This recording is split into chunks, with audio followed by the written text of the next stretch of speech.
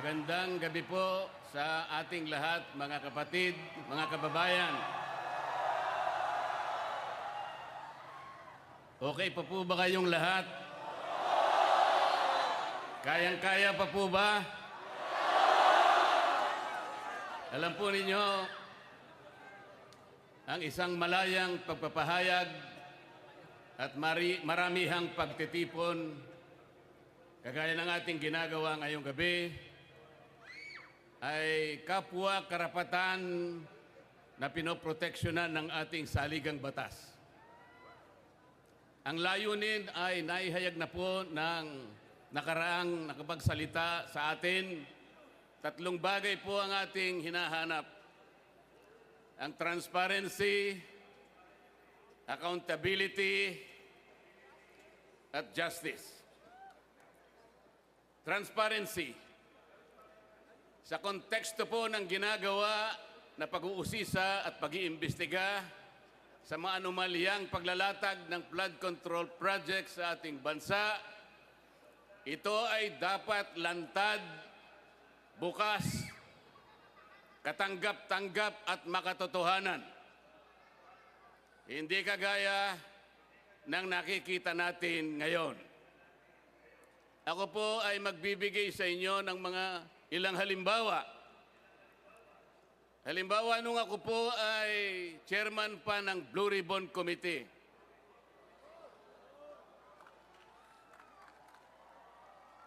Ipinasya ko po na gamitin natin yung batas na nauukol sa Witness Protection Program dahil po napakahirap talagang magturo, maglantad, tumukoy, lalong-lalo na yung mga mastermind ng kawalang-hiyaang ito.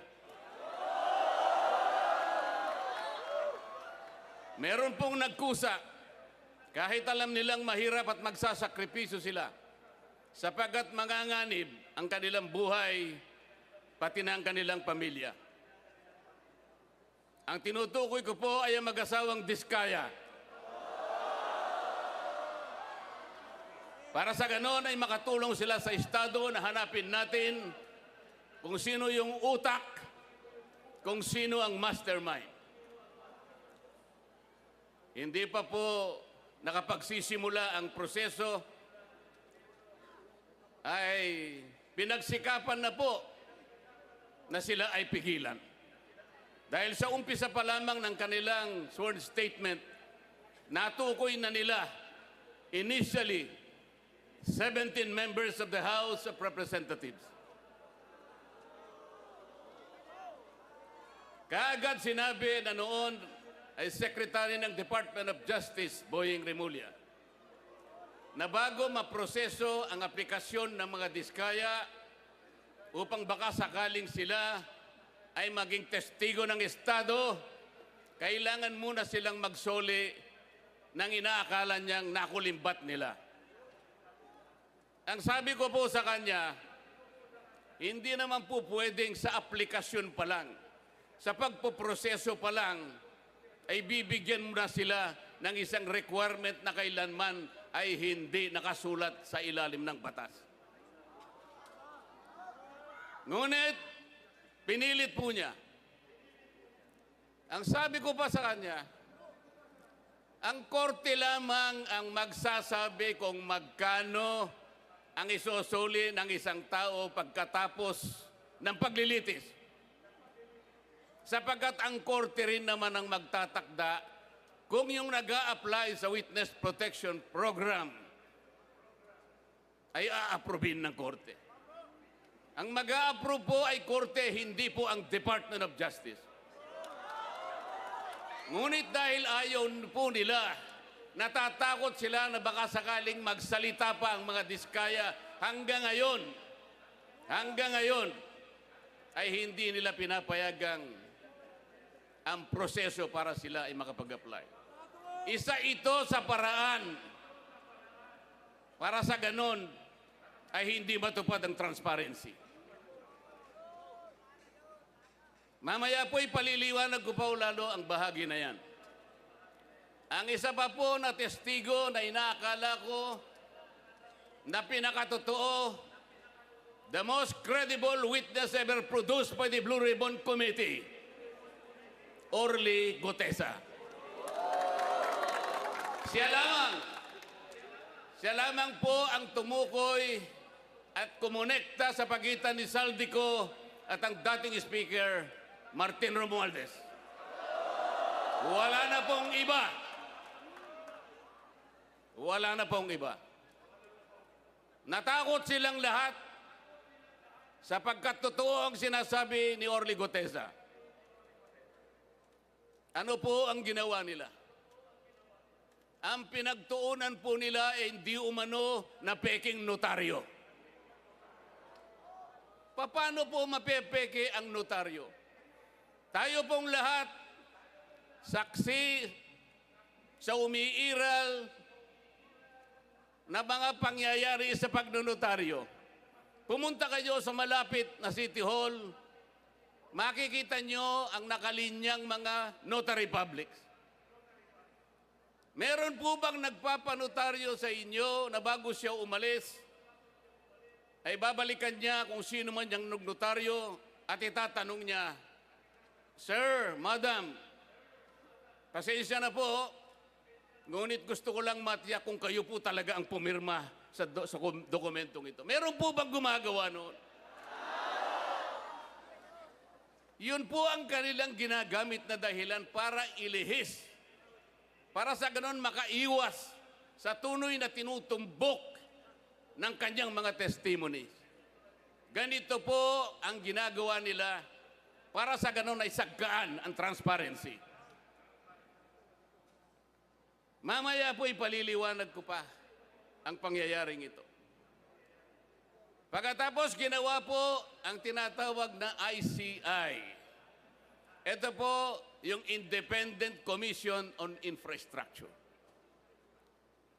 Tinatanong ko po paano naging independent ang ginawa nilang ito samantalang sila po ay humihingi ng tulong sa House of Representatives, humihingi ng impormasyon sa Senado, humihingi ng impormasyon sa Sandigang Bayan, sa mga korte at sa lahat ng mga opisina ng ating pamahalaan. Hindi siya independent. At hindi pinakikita yung kanilang proceedings. Mga ilang linggo nang nakararaan, nagsubmit ng affidavit ang dating Speaker ng House of Representatives. Meron po bang nakaalam sa inyo ng pangyayaring ito? Iniulat ba nila sa atin kung anong nilalaman ng affidavit ni Martin Romualdez? Wala po. Hindi po. Talagang gusto tayo ay hindi natin makita ang katotohanan. Ililihis, isisinsay ang katotohanan. Papayag po ba kayo sa ganitong patakaran? Mga kababayan, ang sinusuri, ang iniimbestiga na bilang ng mga flood control projects ay hindi bababa sa 9,000. Sa ngayon po, ang sabi po nila ay nakapagpalitaw na sila ng 500 ghost projects. Hindi ko po alam kung paano nangyari ito. Ang Department of Public Works and Highways gumagamit ng sari-saring applications. Meron silang tinatawag na IMS, merong PCMA, merong MYPS, merong Survey 123. Ang lahat po ng aplikasyon na ito ay di umano'y ginagamit para matukoy ng ganap kung nasaan ang flood control projects. Pero ang totoo po, wala naman pala silang ginagamit mga satellite. Yung sinasabi nilang real-time geotag na project ay marami po ang sablay. Kaya hindi po talaga natin kailanman madidetermina ilan ang ghost flood control projects. Meron pa silang tinatawag na quality assurance units. Ito pong opisinang ito ang nakasentro sa pagtingin sa kalidad, sa pagkakagawa ng mga flood control projects. Ito ay mula sa kanilang central office, meron silang satellite office sa kanilang mga regional offices at ganun din sa mga district offices. Meron pa silang tinatawag na CPS. Ito po ay yung sistema para sukatin ang competence, ang kakayahan, ang kalidad ng mga contractors na gagamitin. Kung lahat ng pamamaraan na ito, kung lahat ng sistemang ito ay kanilang sinunod, kailanman ay hindi magkakaroon ng ghost projects. Anong ibig sabihin po nito? Hindi po nila sinunod ang mga tuntunin. Nagbulag-bulagan sila sa mga tuntunin. Sapagkat ang pinag-uusapan natin ngayon, mga kababayan, ay halos 1 trilyon piso na nakulimbat sa kaban ng bayan. Ito na po siguro ang pinakamalaking pagnanakaw sa kasaysayan ng Republika ng Pilipinas. Tama po ang mga sinabi ng naunang nagsalita sa atin. Kailangan po natin talaga ang transparency. Kailangan po natin talaga ang accountability. Kung walang transparency, hindi natin makikita, hindi malalantad sa ating lahat. Kung sino ang utak, kung sinong pinuno, kung sinong nag-isip ng lahat ng bagay nito. At kung hindi sila magiging accountable kahit kailan, ay hindi magkakaroon ng hustisya sa ating bansa.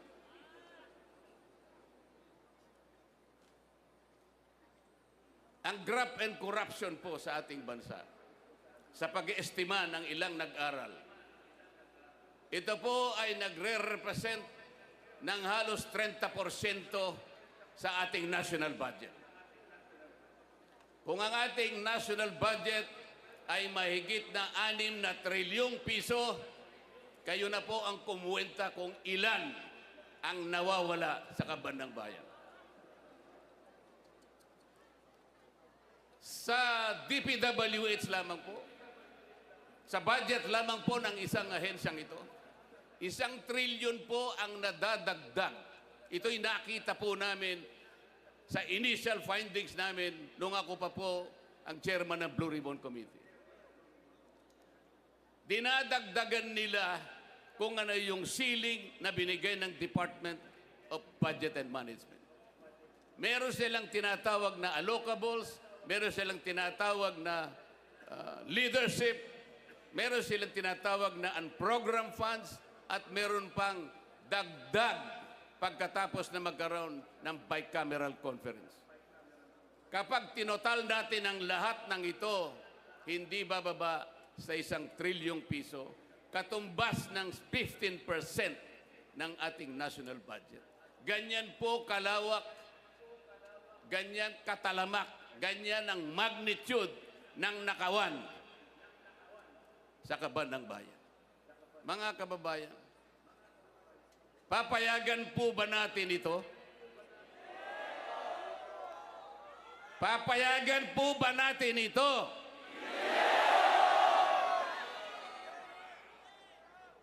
Ano po ang nangyari dahil ganito nga ang naging resulta ng mga pangyayari?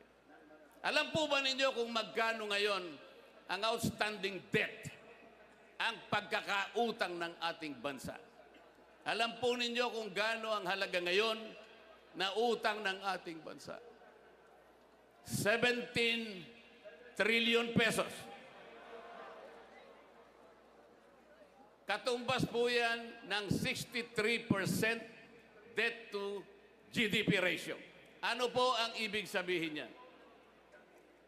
Masyadong mataas po yung bahagdan, yung ratio ng ating pagkakautang sa ating national na pangkabuhayan. Ang ibig sabihin po niyan, pagka mataas ang ratio, nag-aatubili, nagkakaroon ng pag-aagam-agam, natatakot ang mamumuhunan sa ating bansa. Baka hindi tayo makabayad sapagkat masyadong mataas ang ratio. Pati po yung mga nagpapautang na pandaigdigan. Nagmamasid na lang sila. Tinitingnan kung tayo makakabangon o hindi. Yan ang magiging kalagayan ng ating bansa sapagkat mawawalan na sila at nawalan na sila ng kumpiyansa sa ating kakayahan na bumangong muli. Ang ibig pang sabihin yan, kung 63% ang ratio ng ating pagkakautang sa ating pangkalahatang kabuhayan, 63% ng ating kabuhayan ay nakalaan lamang sa pagbabayad ng ating utang.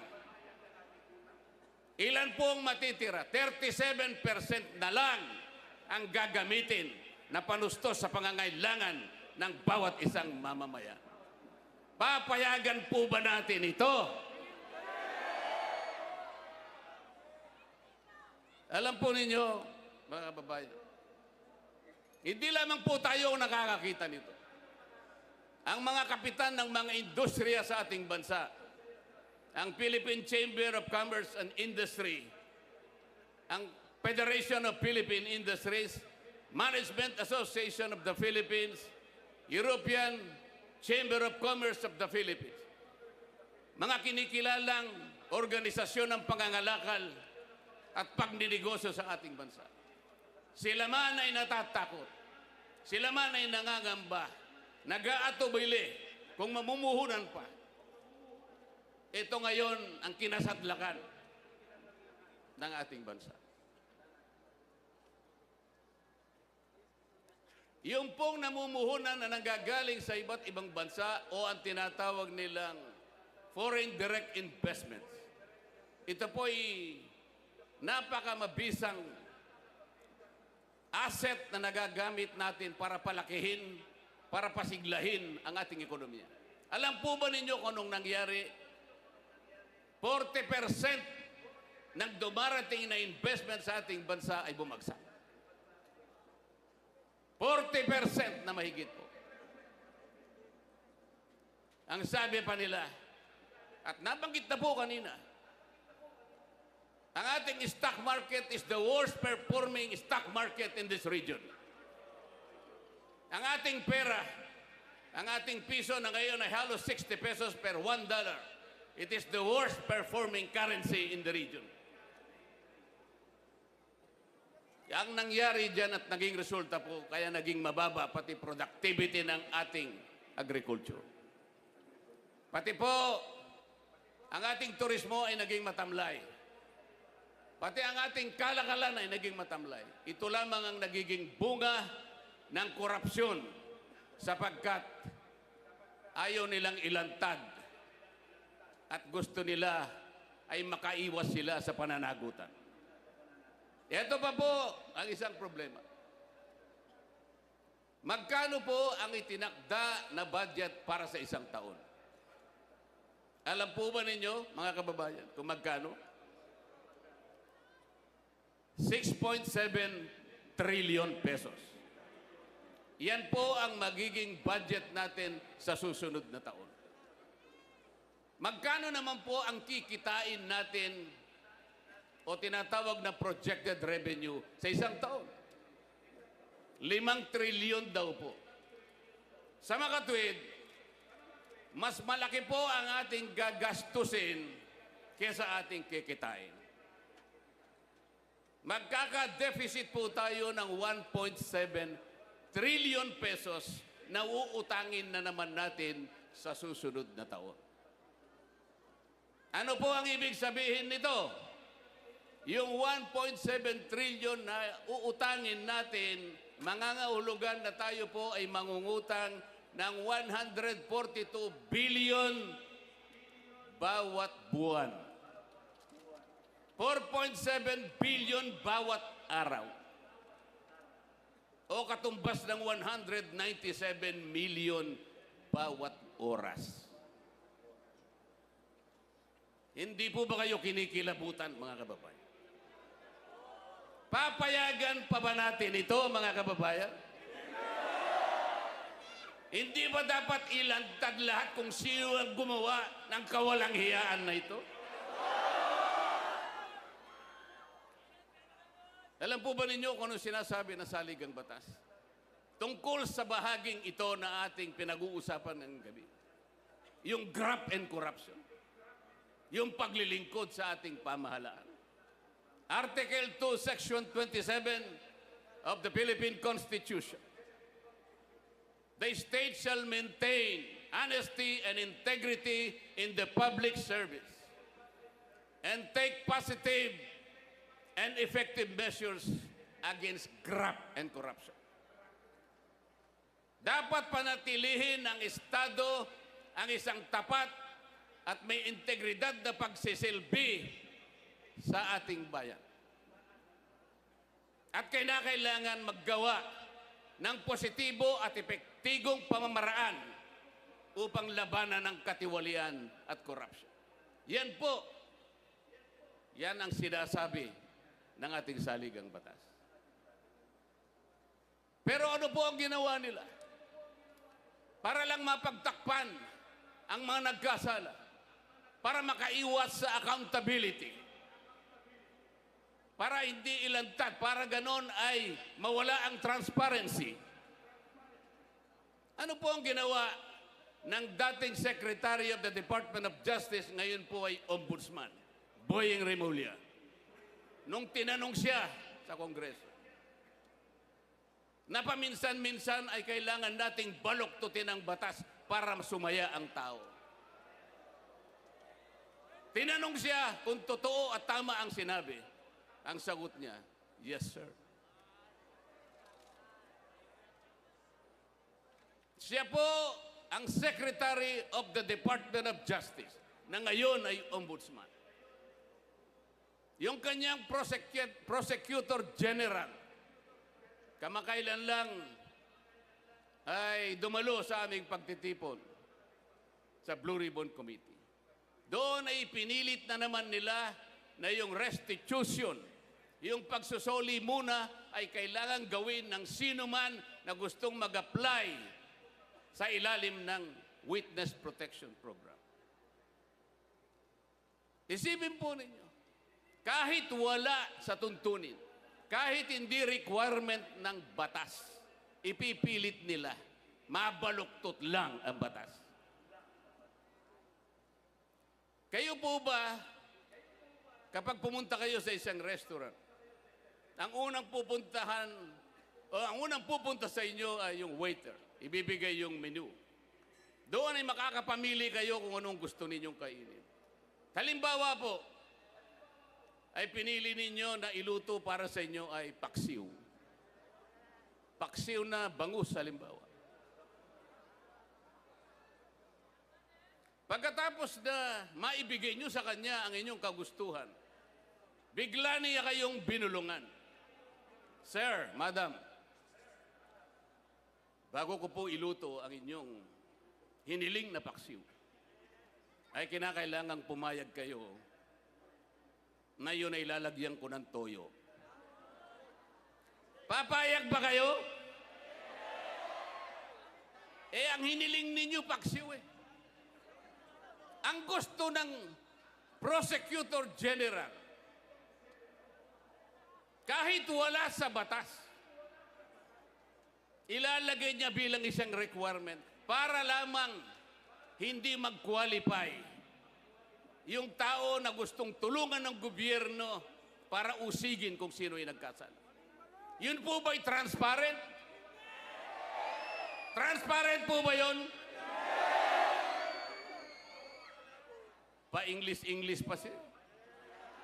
Akala niya siguro, hindi nyo naiintindihan yung English niya kahit na. Kahit convoluted ang kanyang paliwanag. Ang totoo niya, mas marami pa sa inyo mas marunong mag-English kaysa sa kanya.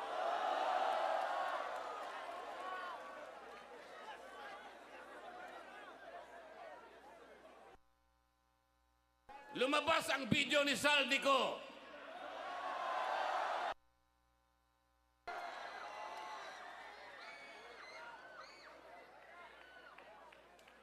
Ano sabi? Ano sabi nila? AI yan.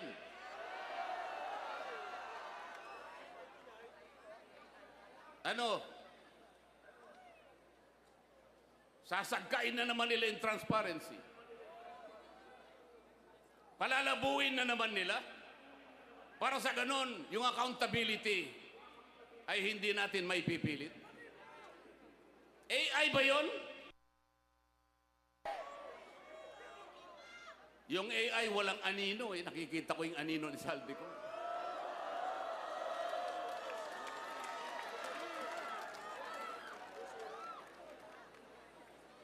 Ngayong kahapon,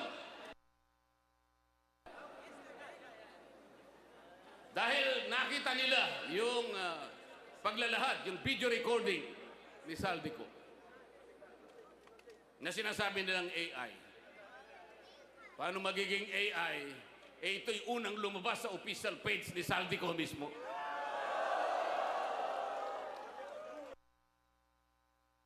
Nagpalabas ng statement ang ombudsman.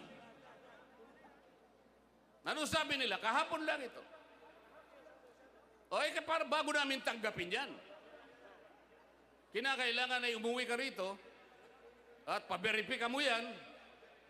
Siguro panutaryo mo yan. Gawin mong opisyal yan. Lahat na po ng requirements ngayon ay kanilang hinihiling. Nakalimutan nila sa mismong charter ng ombudsman, yung mismong batas na gumawa sa opisina ng ombudsman. Pwede kang maghain ng complaint sa anumang kaparaanan at anumang forma. Kahit anonymous tatanggapin. Paano natin may papalitaw ang transparency at magkaroon ng accountability sa ating bansa kung ang namumuno sa Ombudsman Office na dating Secretary ng Department of Justice at ang kanyang Prosecutor General, sila ang unang taga-usig, sila ang unang dapat magsampa ng naukol na kaso para sa ganun mapanagot natin ang nagkasala. Sila pa ang nangunguna para pagtakpan lahat ito. Papayagan po ba natin yan? Hindi ba iniinsulto nila tayo niyan? Papayag ba kayong mainsulto? Yung pangungutang po, walang problema yan. Tayo po, sa maraming pagkakataon, nangungutang din tayo. Ang pinag-uusapan ay yung paggamit mo sa utang. Yung marunong gumamit, magninegosyo siya, kumita siya ng sapat, nabayaran niya yung utang niya, nakapag-ipon pa siya ng konti para sa kanyang pamilya. Ganon dapat. Eh mangungutang tayo para kulimbatin. Mangungutang ka, hindi para sa ikalalaki, ikasisigla ng ekonomiya.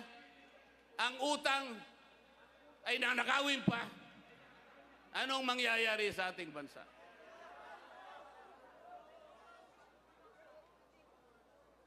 Mga kababayan, naalala ko po si Isaac sa panahon ng bayang Israel.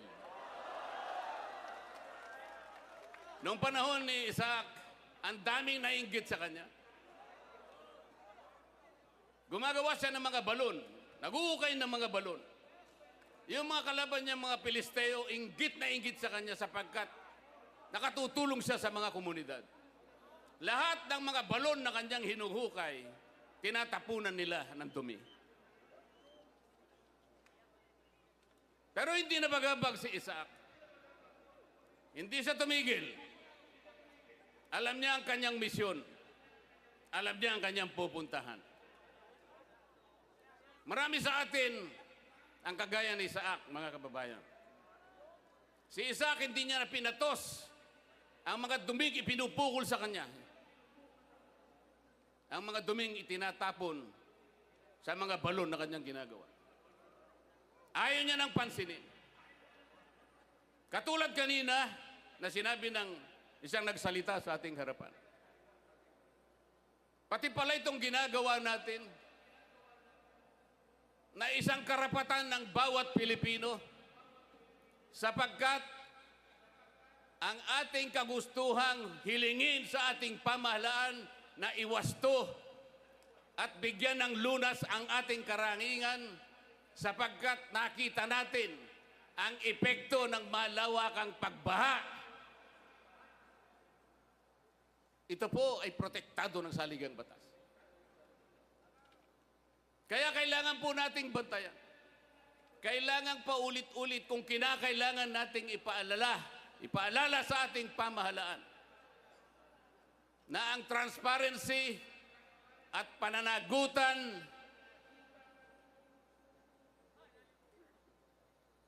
ay ito lamang ang tanging dahilan para tayo'y magkamit ng katarungan. At ang katarungang ito ay siyang magdadala ng biyaya ng demokrasya na ating pagsasaluhan bilang isang bansa. Salamat po sa inyong pagkakaisa. Salamat po sa inyong pakikiisa sa ating pamamahala. Mabuhay po tayong lahat. Maraming salamat po.